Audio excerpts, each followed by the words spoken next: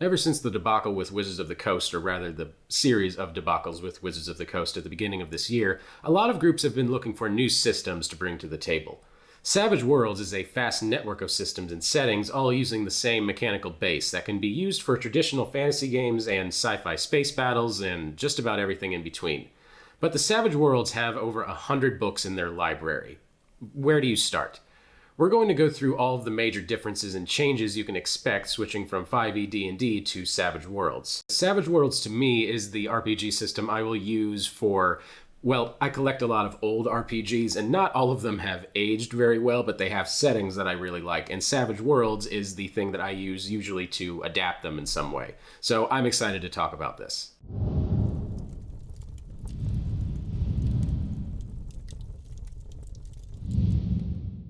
I can't emphasize enough how Savage Worlds acts like a base and a template.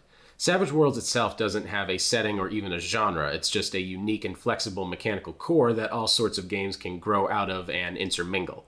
Old veterans who remember GURPS will find a lot of familiar territory here, with the potential for vastly different games played using the same base rules. This makes games where you bridge genres especially perfect for Savage Worlds, since mechanically things as disparate as Roman legionaries, wizards, aliens, superheroes, and cruise missiles can all comfortably play together without the game breaking down. Fundamentally, Savage Worlds is a cinematic system that lends itself towards big emotional conflicts and climaxes. It has low levels of crunch while still letting characters feel unique, and it can flex to fit stories focused on practically any setting or scope. It is, however, very different from 5e D&D, if that's what you're used to. If all that sounds like what you're looking for, then Savage Worlds is a great fit. I mentioned earlier that Savage Worlds has a ton of books, and I won't lie, it can be very confusing to parse out at first. But to start playing, you really only need a single core rulebook, and that's Savage Worlds Adventure Edition. Savage Worlds doesn't like to exactly number their editions, but the Adventure Edition is the newest edition that you should be picking up. This single core book is available in PDF form for typically only $10, and it covers everything you'll need from core rules, character creation, and game mastery. If you're anything like me, the fact that Savage Worlds has a ton of unique settings is definitely a selling point for you, many of which have dozens of books devoted to them with a long and rich gaming history all their own. To play in these settings, you'll need their core books, which build upon the basic Adventure Edition book. All these books work together, or rather can work together. It all depends on what elements you want to include in your campaigns. We'll go into each of these into more detail a little bit later, but for now, let's go over all the major options and what books you'll need to get.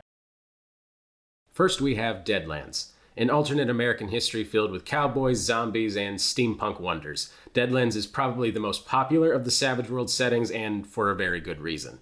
If you want an extra Wild West, you'll need to start with the following books. Both of these can be found pretty easily as PDFs for about $10 each these days. Be careful though and make sure you get the latest editions, as there are earlier versions floating around out there. Next we have the one that I'm most familiar with, Weird Wars. Take a real-world conflict and add a little bit of dark magic to it, and that's pretty much what you get with Weird Wars. Think Wolfenstein, Hellboy, or Valkyria Chronicles, which, if you know me, these are all things that I love. It's no surprise that I'm so into Weird Wars. Each Weird Wars book focuses on a different war, with options for World War I, II, future conflicts, and battles in ancient Rome. To get started in a Weird War, you're going to need at least one of the following books. The unfortunate part about these books is that they were all written before the current edition. Conversion between Savage Worlds edition isn't the most difficult thing in the world, but it'll still be a pain, especially if you're new to the system. Something I know a lot of people are going to be interested in is the Superpowers Companion. Less a spin-off game and more of a supplement, this single book contains everything you'll need to turn your Savage Worlds game into a superhero adventure. It's over 200 pages of superpowers and all the comic book trappings surrounding a superhero-filled world. Sadly, once again, this book was written before the current edition, and to play it, you'll have to do some conversion work. Next, we have the Suede Fantasy Companion. If you're itching to use Savage Worlds for a more traditional fantasy adventure, you'll want this book to fill out the fantasy tropes. Savage World isn't built to fit any setting or era, but that means it definitely falls short of things like 5e and Pathfinder when it comes to standard fantasy content. This book does a great deal to fill in the blanks and flesh out your Savage World fantasy adventures. Thankfully, this book was updated for the latest edition, meaning there's no conversions needed. And then we have Savage Rifts. Savage Rifts, or just Rifts if you prefer, is Savage World's sci-fi setting and supplement for everything aliens, lasers, and spaceships. If you're looking to go for a science fiction angle, you'll want Rifts powering your campaign. To get started in Rifts, you're only strictly going to need one book, and that's the Tomorrow Legion Player's Guide, or Rifts 1. The Tomorrow Legion's Player Guide acts as a Rifts core book, but if you're planning on playing a lot of Rifts or think there's a chance that your group might really like it, you're probably also going to need to pick up Rifts 2, the Game Master's Handbook, and Rifts 3, Savage Foes of North America. I also recommend picking up Rifts if you plan on doing any genre shifting or portaling shenanigans. As the name implies, Rifts focuses a lot on Rifts in reality that can bridge any setting or time period your devious GM brain can think to combine. So what dice are you going to need? Similar to D&D, you'll need a set of polyhedral D4, D6, D8, D10, D12, and a D20. You'll also need an additional D6 that is different from the first D6 to use as a wild die. For those of you that have briefly looked into Savage Worlds before, you might have asked, I need cards? And the answer is yes. Savage Worlds uses a normal deck of playing cards for certain parts of the game. If you're playing Deadlands, it uses cards a lot, but even in other settings, you'll be pulling out a deck and shuffling them quite often. The table only needs a single deck, which usually is brought by the Game Master. Now let's go over some of the fundamental rules in Savage Worlds, starting with trait rolls and target numbers. Savage Worlds isn't a D20 system, and rather than adding a bunch of bonuses to a single die, you'll be upgrading or downgrading the die that you roll. If a character is able to do something, but they're bad at it, they're probably rolling a D4. If they're good at it, maybe they're rolling a D8. How good a character is at something is determined by their attributes and traits, which you'll see on the character sheet as D6 or D8, indicating what they'll roll for that sort of check. The standard TN, or target number you need to succeed on anything, is 4, but depending on all sorts of circumstances, the Game Master can apply bonuses or negatives to your roll, or they might even change the target number altogether for really difficult things. Now let's move on to wild dice. Whenever a character rolls for a check, they also roll an additional D6, which is called a wild die, and then you take the highest of the two results. This helps with the harsh swing of a single die roll and mathematically smooths out a lot of the other variants. So if you have a D4 in a trait, you're actually rolling one D4 and one D6, then taking the highest result. And then we have aces, raises, and critical failures. When you roll the maximum possible result on a die roll, and that could be your trait die, your wild die, or even both, you get what's called an ace. When you ace a roll, you get to roll the die again and add it to the result. Let's say you have a D4 in athletics and you roll a 4 on the D4 and a 5 on the wild die, or the D6. The D4 aced and you roll another D4 getting a 3, and then you add the total to the original 4 for a total of 7. That gives your dice result a 7 and a 5. Since you always take the highest roll, your final result for the check is a 7. If you roll particularly high on a check, you get what's called a raise that adds additional benefits to your check. To raise a check, you need to get double the target number. Let's say your character is extremely smart and has 1d12 in science and you roll a 9 for analyzing some glowing goo. Assuming a normal target number of 4, you've doubled the target with a 9 and get a raise. Each skill and attribute have their own unique additional benefits granted by the raise. And in science's case, you get to learn even more in-depth scientific information than you would if you had just gotten a regular success. So for our glowing goo, the normal success might determine that it's toxic and dangerous, but a raise check might also determine what sort of a creature exuded it, or it might even give you an interesting way or method in order to use it for your own benefit. Critical failures are the fumbles of this system, and they happen when both of your rolls result in a 1. On a critical failure, you automatically fail on whatever it is you're trying to do, and something extra bad happens as determined by the GM. And I just hope your GM is cool. And then we have bennies. Savage World uses a system called bennies, which they claim is an American slang term for benefits, but as an American, I can tell you they had to have made that up, or that's just Moon Man talk. Benefits, or bennies, work a lot like inspiration in 5e, a criminally underused mechanic, by the way. Each player gets 3 bennies at the start of each session, and the GM is meant to award them with extra bennies whenever they roleplay really well or do something cool or noteworthy. Players can then spend their bennies on making rerolls, preventing damage, or even for asking the GM for help or clues and stuff like that. And now let's move on to action cards, or initiative. The primary thing that the deck of playing cards is used for is initiative. Rather than rolling for initiative, every player and NPC is dealt a playing card, and the GM can choose to deal them face up or face down. Going from ace to 2, characters take their actions, resolving ties using the card suits, going from spade to diamond to heart to club. Jokers are always left in the deck, and they're extra special. When someone is dealt a joker, all the players receive a Benny, and after that round, all the cards are shuffled again. People dealt a joker can also cut in with their action at any time in the round, even interrupting their enemies. Now let's talk about damage and wounds. Perhaps the biggest departure from 5e in Savage Worlds is how they handle damage. When a character is successfully hit by an attack and damage is rolled, that damage isn't subtracted from a hit point total. Instead, it's compared to the target's toughness, and if the damage total exceeds the toughness, they're damaged. When a character gets damaged, they become shaken, scraped up, but not mechanically hurt in any way. But if they're damaged while they're already shaken, they get wounded instead. Wounds are serious business in Savage World, and they can potentially turn into permanent injuries. Wounded characters take a cumulative -1 penalty to all their checks, equal to the number of wounds they have. Finally, once a character takes 3 wounds, they must make a vigor check to see if they get a temporary injury, a permanent injury, or if they immediately die. And any wounds past that incapacitate the player. Wounds are difficult to heal up as well, and if your setting doesn't have magical healing and you don't get first aid within an hour of taking the wound, you're stuck waiting for natural recovery. Naturally healing a wound in Savage Worlds takes a vigor test every 5 days for the chance to heal up. Now let's talk about switching to Savage Worlds as a game master, because there are some major departures from going to 5e over to Savage Worlds.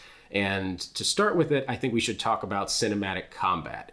Mechanically, 5e is essentially just a resource game. You use smaller encounters to waste some of the party's resources like hit points and spell slots before challenging them with a boss, allowing them to rest and regain their spent resources before starting the cycle over again. Savage Worlds doesn't really work like that. The only resources players typically have to spend are bennies, unless magic and power points are involved in some way. And their capabilities are simply their capabilities. With the way toughness and damage works, most underlings will cinematically crumble under the onslaught of the protagonists, and our heroes will emerge unscathed except for inconsequential scrapes and bruises. This means you're going to have to think in movie terms. The hero getting wounded is a big deal, and that should be only happening at critical moments. It'll take a bit of a mental shift to get used to, believe me, I know, but I find that the end result is very satisfying and makes for an entertaining game, especially when you're recounting the whole thing afterward. You've just got to reorient your thinking from a dungeon crawl and boss fight mentality over to the highs and lows of an action movie. A big piece of advice I give to dungeon masters all the time in 5e I think still applies here and can even be taken to a much further conclusion. I've always said that you have to tell your stories in beats in order to avoid things like railroading, and also to avoid just running things completely off of improv. Have big story beats planned, but don't necessarily have a time that you're going to use them. It's all about kind of knowing in the moment when you can. But this system, especially this combat system, makes it a lot easier to tell your story in a lot of really cool beats. If something big doesn't happen in an earlier combat session, you can always throw it at them later. I think a lot of you DMs out there will not only adjust, but kind of flourish in this combat system. Now let's talk about awarding bennies. In 5e, many players abandon the inspiration mechanic altogether, which I, again, maintain is a mistake. But its equivalent bennies are a much more integral part of Savage Worlds. Every player gets 3 bennies at the start of each session and loses any unspent bennies at the end of every session. That is a deliberate choice to encourage players to use them and not hoard them like dragons. You should be giving out bennies frequently, especially at the start of a session. And typically you should slow down on bennies when the situation gets really tense. Ideally, each player should feel free to spend bennies on things that are important to them, while still having some left over for helping with combats that spring up. The scientists should feel free to use that benny to make sure they succeed on a science check, since that's the thing they're designed and built to do, without feeling like they wasted some super valuable resource. And now moving on to advancements, Savage Worlds doesn't have levels. Instead, you can award advancements that the players can spend on increasing their stats or gaining new features. There's no hard rules for when to advance your players, it just depends on how fast you expect a campaign to be. Some games may want to advance at the end of every session, some might advance every few sessions, or after every major accomplishment or milestone. Either way, you'll want to play around with this and find what kind of feels right for you and your group. but know that the advancements are much less significant than 5e levels. The fundamental power level of a party won't change much for each advancement. They'll just get slightly better at some things or gain a new ability. As a rough estimate, I would say think of each advancement as around half of a 5e class level. Yeah, that seems right. When it comes to switching to Savage Worlds as a player, we should definitely go through the biggest changes you'll feel then, because, again, there are some seismic changes, such as, well, one of my favorite things about it, honestly, and that's the classless system. Starting a Savage Worlds character means putting points in your attributes and skills, picking a race, and possibly taking some hindrances in exchange for better stats or some edges. Think of edges like feats, yeah, it's pretty much the same. What you won't find here are classes or levels. Some edges, particularly background edges, feel a bit like classes or themes, but your abilities are defined by your skills and edges, and there's no pre-built class system or structure. It can take some getting used to, but once you realize that this allows you to do practically anything, it's extremely freeing. If you guys know of any other RPGs that have a classless character building system to them, please let me know down in the comments, because those are some of my favorite RPGs have that as a built-in feature, and I just want to learn about more of them. 5e really conditions us into just making attacks and rolling damage, but Savage World has some more depth than that. You can always make called shots targeting different parts of a creature with potentially very different effects and difficulties. Break that guy's legs, hit the gaps in the armor, shoot that monster in a big obvious weak point, whichever. These are things that you're able to do in this system. Again, if you guys know other RPGs that do things like this, please let me know, because some of my favorite older RPGs from the late 80s and early 90s, there are a ton that have this kind of feature in it, and I'm surprised more don't do this. So let me know if there are more out there. Now let's talk about the 4 armor sets, and this is going to make you Fallout fans feel right at home. Just like you can make called shots, you've also got your own weak points to worry about. You have a different armor rating for your legs, arms, torso, and head. Most attacks by default go towards your torso, but you'll still need to track your different armor sets separately in case something aims for your head or tries to shoot that gun out of your hands. Let's end this video out with some FAQs real quick, starting with what edition is current. The short answer is Adventure Edition is the current version that you should be using, unless one of the older settings that we talked about earlier in the video seems appealing to you. The long answer is that Savage Worlds doesn't number editions, but there are 3 distinct Savage Worlds editions, technically 4, but 3 that matter. We've got the Explorers Edition, which is technically an update to the very first book, but it's the oldest version you'll likely find in use. We've got the Deluxe Edition. This was the longest running edition, and a lot of the supplements will still reference Deluxe Edition rules. And then we have the Adventure Edition. This is the current edition that focuses on streamlining and simplifying a lot of the more complex parts of the Deluxe Edition. Can I run old Savage Worlds books? Yes, of course you can. You can even just straight up use the older editions if you'd like to, and there's a ton of support and supplements for them. I do really recommend using the newer Adventure Edition rules if you can as your base, as it fixed a lot of the problems and smoothed out a lot of the rougher edges. As someone that likes older RPGs myself, that's not as much of a problem, but it's probably worth bringing up right now. Books written for the Deluxe Edition are fairly painless to convert over to the new rules, and many of the online resources for them also include handy conversion guides. Can I mix settings? Yes, in fact, it's encouraged. Each supplement, like Deadlands or Rifts, has their own lore and mechanics to work with, but they're all modular and easily interchanged, and as a lot of you dungeon masters out there, we all know how malleable any kind of lore can be. As the game master, you can feel free to mix and match any Savage Worlds books you feel like to your heart's content. You may just have to include a settings core book as well if you want to use some of their extra supplements. Savage Worlds is a solid and streamlined base that can be used for practically any setting without skipping a beat. It's not the absolute best system for any given setting, but as a jack of all trades, it works beautifully to blend whatever genres and styles together that you can come up with. It's a very different experience than 5e D&D, but it can take you to so many other places that other systems just can't handle. I highly recommend Savage Worlds and its many settings, particularly if you've got a genre-defying idea for a campaign. Like I said, I have loved Savage Worlds for a long time, and if there's one thing I can be thankful for Wizards of the Coast kind of shooting themselves in the foot for, it's that I now have an excuse to talk to not only you guys out there, but a lot of my personal friends about Savage Worlds and other systems that I really want to try. I usually use it to convert, like I said, older RPGs that I find that just have rules that are a little over my head or just too complicated to run. So we'll just revert to that, especially because a lot of the older RPGs I find are historical or use really dated sci-fi concepts. Well, you know, like analog sci-fi and all that. So it's really fun for things of that nature. And yeah, I recommend Savage Worlds to any group out there that's looking to expand into sci-fi or something else, or if they just want combat that works completely different from 5e. I think that's one thing a lot of people are starting to realize they may not really like about 5e. Not that I think combat's bad in 5e, but I just think it's interesting how people are usually quick to compliment other systems' combat. So just anyway, yeah. I like Savage Worlds. Thank you guys so much for watching. I really appreciate it. Be sure to like and subscribe because we put out new content all the time. And if you and your group are going to be trying Savage Worlds, I'd love to hear about it down in the comments, as well as what type of setting and all that kind of stuff. But what really drove you to try it? I'd really like to hear it. Thanks again for watching. My name is Patrick Ferguson from Skull Splitter Dice, and until next time, farewell.